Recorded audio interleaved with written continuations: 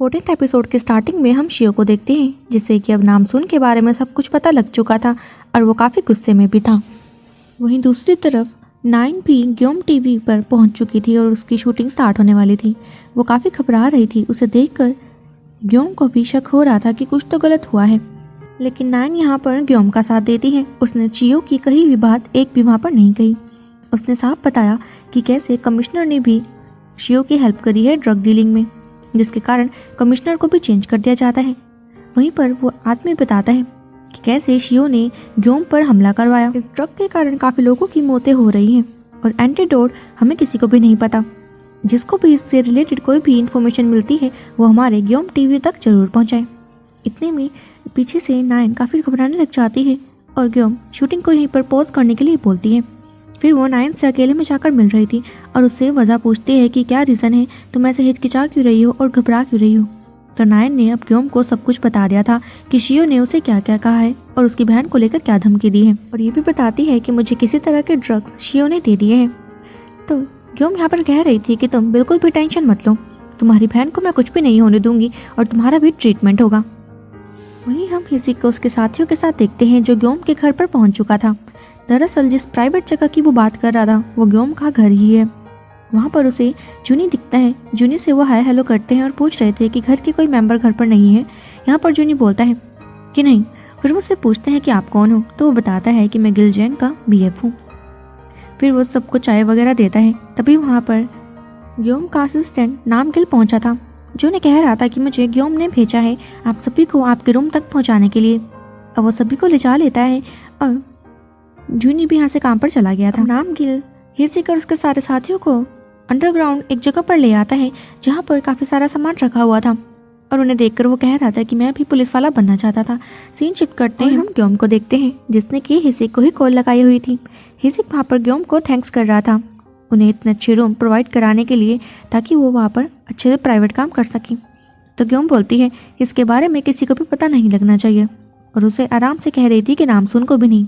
हिसिक तो हमें बढ़ता है और कह रहा था कि आपके असिस्टेंट नाम गिल को इसके बारे में पता है। तो वो कहती है कि वो तो हमारे काफ़ी सीक्रेट्स जानता है और उसकी टेंशन तुम मत लो। अब इसके बाद हम नामसून को देखते हैं जो नामिन के साथ अपने डैड बोंग को ही ढूंढ रही थी। कुछ दूर जाकर वो अपनी पावर की हेल्प से दूर की चीज़ें पास को देख पाती है तो देखती है कि उसके डैड तो एक्सरसाइज कर रहे हैं। वहीं अब ग्योम को भी कॉल आती है उसके बॉडीगार्ड्स की, जो कि उसने नामिन के लिए भेजे हुए थे, और वो बता रहे थे कि बोंग एक्सरसाइज कर रहे हैं। तो उसे गुस्सा आ जाता है कि ये भी कोई टाइमिंग है एक्सरसाइज करने का, उसे जल्दी फ़ोन दो। वो जैसे ही बोंग को फ़ोन देते हैं यहाँ पर ग्योम चिल्लाने लग जाती है कि मैंने ये बॉडीगार्ड तुम्हारे लिए नहीं नामिन के लिए भिजवाए हैं, इसीलिए ये बेवकूफ़ हरकतें बंद करो और उन दोनों के पास जाओ। यहाँ पर हम देखते हैं कि नामसून नामिन को गोद में उठाकर उसके पास ले आई थी और वो अपने डैड से पूछ रही थी कि आप यहाँ पर क्या कर रहे हैं। तो वो बता देता है कि मैं तो सिर्फ एक्सरसाइज करने के लिए आया था और तुम्हारी मॉम मुझे ऑर्डर ही देती रह जाती है। तभी सीन शिफ्ट करते हैं शियो की तरफ। शियो यहाँ पर पहले ही काफ़ी गुस्से में था। उसका सेक्रेटरी आकर उसे बता रहा था कि हमें 9 ने धोखा दे दिया है, उसने न्यूज़ में उल्टा ही बोला है। तो वो बोल रहा था कि हमें उसे मार देना चाहिए था, यहाँ तक कि हमें नामसून को भी मारना होगा। इतना कहकर वो अपने सेक्रेटरी को यहाँ से भेज देता है और उसके जाने के बाद वो काफ़ी सैड हो गया था और नामसून की सारी पुरानी हरकतों को याद करने लगता है कि कैसे वो उससे मिला था और उसके साथ उसने कितने सारे अच्छे पल बिताए, और अपने आप से बात करते हुए कहता है कि नामसून तुमने ऐसा क्यों किया। यहाँ पर मुझे शियो के लिए काफ़ी बुरा लग रहा था क्योंकि वो नामसून के लिए सच में फील करने लगा था, और पहली बार हुआ है कि मुझे विलन के लिए बुरा लग रहा है। यहाँ पर मुझे शियो को देखकर काफ़ी तरस आ रहा था और उसे रोते हुए देखकर तो मेरा दिल ही टूट गया। शियो यहाँ पर नामसून को याद करते हुए रोने लग जाता है। उसकी आंखों से आंसू देखकर मुझे पर्सनली काफ़ी बुरा लगा। आप अपने रिव्यूज़ कमेंट में दे सकते हैं। अब यहाँ पर शियो गुस्सा भी करने लग गया था कि नामसून मैं तुम्हें नहीं छोड़ूंगा। सुबह का सीन दिखाया जाता है जहाँ पर शियो की एक प्रेस कॉन्फ्रेंस होने वाली थी जो कि उसी ने ही बिठाई थी। दरअसल वहाँ पर वो अपनी उसी जैकेट को लेकर बात करने वाला था कि इसमें ड्रग्स नहीं है। में हम नामसून और ग्योम को साथ में देखते हैं। नामसून ग्योम से कह रही थी कि मोम हमने अगर बुसान जाना है किसी काम से तो हमें पूरी फैमिली को लेकर जाने की क्या ज़रूरत है, इस काम को हम अकेले भी कर सकते हैं। तो ग्योम कहती है कि हमारी अगर फैमिली सामने रहेगी तो उन पर कोई भी खतरा नहीं होगा और ना ही हमारी कोई वीकनेस रहेगी। वो सभी प्लान करते हैं बुसान घूमने के लिए, जहाँ पर अब गिलजैंग पहुँचती है और कह रही थी कि मैं तो तुम्हारे साथ नहीं जा पाऊँगी क्योंकि मुझे तुम्हारे डैड से कुछ काम है। यहाँ पर डोंग बोलता है कि मोम मुझे पता है आपको उनसे क्या काम है। आप उस अनजान आदमी को हमारे घर पर कैसे रख सकती हैं? अगर आपने यही डिसीजन रखना है तो मैं आपसे अब बात नहीं करूँगा। तो यहाँ पर वो बोल रही थी कि ठीक है, तुम भी अगर अपने डैड के साथ जाना चाहते हो तो तुम जा सकते हो। वही ग्योम चिल्लाती है कि मेरे सर में दर्द मत करो। तब उसे वहाँ पर नामगिल की कॉल आई थी जो बता रहा था कि मैम हमारी कंपनी में कुछ चेकिंग के लिए आए हुए हैं लोग। तो यहाँ पर वो बोलती है कि उन्हें ढूंढने दो जो वो ढूंढना चाहते हैं, बस उनकी अच्छे से खातिरदारी करना। कॉल कटने के बाद नामगिल उन्हें कह रहा था कि मैम का ऑर्डर है कि आपको अच्छे से खाना वगैरह देना है और आप हमारे होटल्स भी यूज़ कर सकते हैं। ये बातें सुनकर वो सभी हैरान थे कि वो ऐसा कैसे कह सकती है। तभी वापस हम शियो को देखते हैं जो अपनी प्रेस कॉन्फ्रेंस में पहुंच चुका था और अपनी उस जैकेट को कट करने के बाद उससे फर निकालता है और दिखा रहा था कि देखो ये पानी में नहीं घुल रहे हैं, इसका मतलब इनमें ड्रग्स नहीं है, ये सारी चाल है ग्योम की। ग्योम दरअसल हमारी कंपनी में इन्वेस्ट करना चाहती थी लेकिन मैंने मना कर दिया। शायद उसे डर है कि हमारी कंपनी उससे ज़्यादा कमा रही है, इसीलिए वो ये सब कर रही है। हमारी कंपनी इनोसेंट है। इसके बाद शियो का सेक्रेटरी काइल और अपने आदमियों से मिलने के लिए हॉस्पिटल में गया हुआ था। उनकी हालत देखकर वो भी हैरान था कि उनमें ऐसी क्या पावर है। अब इसके बाद हम हिसिक को उसके दोस्तों के साथ देखते हैं जो काम पर लगा हुआ था। तभी नामसुन की कॉल आती है जो कह रही थी कि मैं जानती हूँ तुम्हें मेरी परवाह है, लेकिन मैं चाहती हूँ कि तुम उस वीडियो को रिवील कर दो जो मैंने तुम्हें लेबोरेटरी की बनाकर दी थी। तुम जानते हो कि शियो के ड्रग्स ने कितने लोगों को नुकसान पहुँचाया है, उसमें तुम्हारे दोस्त थे और मेरी फैमिली भी शामिल हो गई है। मैं चाहती हूँ कि तुम मेरी परवाह किए बिना उस वीडियो को रिवील कर दो। हिसिक यहाँ पर कुछ भी नहीं कहता और नामसुन कॉल कर देती है। तभी हम टायरी को देखते हैं जो मिसेस जंग के साथ बैठी हुई थी। उसने मिसेस जंग को काफ़ी ड्रिंक करवा दी थी ताकि वो बेहोश हो जाए और वो वीआईपी कस्टमर्स की लिस्ट हिसिक को भेज सके, और ऐसा ही होता है।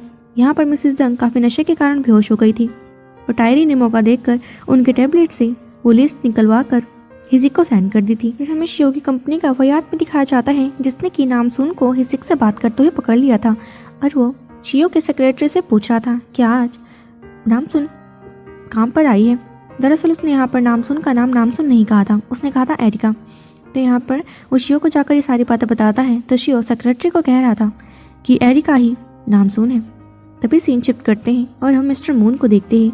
उनके आदमी उन्हें आकर बता रहे थे कि हम ग्योम के कंपनी में गए थे ढूंढने के लिए, लेकिन हमें वहाँ पर कुछ भी ऐसा गलत नहीं मिला। शायद हमें ग्योम को लेकर कुछ मिसअंडरस्टैंडिंग हुई है। तभी मिस्टर मून को एक न्यूज़ चैनल से कॉल आता है जो उन्हें अपनी इंटरव्यू में आने के लिए इनवाइट करते हैं। तभी हम हिसिक के कुछ दोस्तों को देखते हैं जो नामगिल के साथ थे और कह रहे थे तुम्हें अपने देश के लिए कुछ करना होगा। अब नामगिल भी फूक पर चढ़ जाते हैं और कह रहे थे बताओ मुझे क्या करना है। फिर वहाँ पर वो एक एक करके सभी लोगों को टारगेट करने लगते हैं जो भी ड्रग्स बेचा करते हैं। जैसे कि पहले एक जज का नंबर आता है जहाँ पर अब नामगिल वहाँ पर हल्ला पाना लग जाता है कि आप तो ड्रग्स बेचते हैं ना, तो आप क्या इंसाफ दिलाएंगे लोगों को। उसने वहाँ पर कुछ बैनर्स भी छपवाए हुए थे जिसमें कि उसी जज की फोटो थी और साथ में लिखा हुआ था ड्रग डीलर। ये देखकर जज तो हैरान रह जाता है कि ये भला कौन है। वो अपने सिक्योरिटी को बुलाकर उस आदमी को बाहर निकलवाता है। अब दूसरा नंबर किसका लगना था, वो थे मिस्टर मून। अब वो न्यूज़ चैनल पर पहुंच चुके थे अपने इंटरव्यू के लिए, जहाँ पर उनसे क्वेश्चन किया जा रहा था उन्हें ड्रग्स केस को लेकर। तभी हम देखते हैं कि हिसिक भी अपने साथियों के साथ वहाँ पहुँच जाता है। अबली साइबर रूम में चला गया था और बाकी सारे के सारे इधर उधर बढ़ जाते हैं, जिसमें से यंग टे तो उसी रूम में आ जाता है जहाँ पर वो इंटरव्यू हुआ जा रहा था। तो यहाँ पर मिस्टर मून जवाब देते हुए कह रहे थे कि अभी तक के करियर में मैंने ऐसी ड्रग डीलिंग नहीं देखी है। तभी पीछे से रिकॉर्डिंग चलाई जाती है जो और किसी की नहीं शियो की लैब की थी, जिसमें कि साफ नजर आ रहा था कि कैसे ड्रग को इन्वेंट किया जा रहा था। ये देखकर मिस्टर मून के तो होश ही उड़ जाते हैं, लेकिन वहाँ पर हिसिक और उसके साथ ही पकड़े गए थे।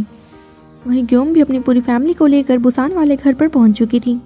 नामगिल मैसेज करके उसे न्यूज़ देखने के लिए कहता है तो न्यूज़ देखती है तो वहाँ पर पता लगता है कि उसका पलड़ा तो भारी हो रहा है और शियो की कंपनी डूबने वाली है। नामसुन को भी इसके बारे में बताती है। फिर वो अंदर आ जाते हैं। नामसुन को तो वो घर काफ़ी अच्छा लगा था। कुछ देर बाद उसे पता लगता है कि उसकी मंगोलिया वाली मॉम भी वहाँ पर पहुँची हुई है। उसे देखकर नामसुन तो इमोशनल हो गई थी। फिर अपनी मॉम को जाकर हक करती है और डैड के बारे में पूछती है तो वो बताती है कि तुम्हारे डैड की तबीयत खराब है, इसलिए मैं उसे यहाँ पर लेकर नहीं आई, लेकिन तुम्हें वीडियो कॉल पे उन्हें जरूर मिलाऊंगी। वो दोनों एक दूसरे को देखकर रो रहे थे। फिर नामसुन अपनी मंगोलिया वाली मॉम से अपनी रियल फैमिली को इंट्रोड्यूस करवाती है। सो फ्रेंड्स, हम इस पार्ट को यही खत्म करते हैं। मिलते हैं 14th एपिसोड के सेकंड पार्ट के साथ। Till then take a good bye.